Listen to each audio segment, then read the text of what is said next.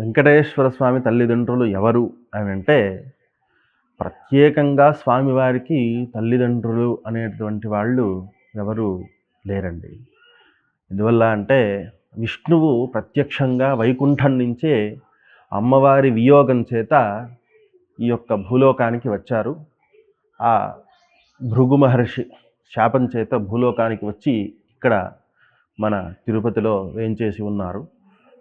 అందువల్ల కృష్ణ జన్మలో ఉన్నప్పుడు మహావిష్ణువు యశోదాదేవికి తన గర్భంలో జనించలేదు అనేటువంటి ఒక కారణం చేత, నేను నీకు మరుసటి జన్మలో కూడా కొడుకుగా ప్రవర్తిస్తాను అనేటువంటి వరాన్ని ఆమెకు ఇవ్వడం చేత యశోదాదేవియే వకుళమాతగా మనకు కలియుగంలో ఉన్నట్లుగా వెంకటేశ్వర వృత్తాంతం మహత్యం చెప్తూ ఉన్నాయి. అలాగే తండ్రి అనేటటువంటి వారు ఎవరూ ప్రత్యేకంగా లేరు.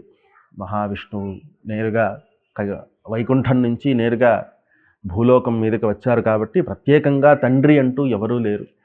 అడవిలో పుట్టలో పాలు తాగుతూ ఉండంగా గొల్లవాడు బొడ్డలి పెట్టి కొట్టినప్పుడు ఆ దెబ్బ తగలడంతో ఆయన వకుళమాత దగ్గరికి వెళ్ళినప్పుడు ఆమె తనకు సేవ చేసి ఆయన్ను తన బిడ్డలాగా చూసుకోవటంతో ఆమెనే తనకు తల్లిగా ప్రవర్తింపబడుతూ ఉన్నది.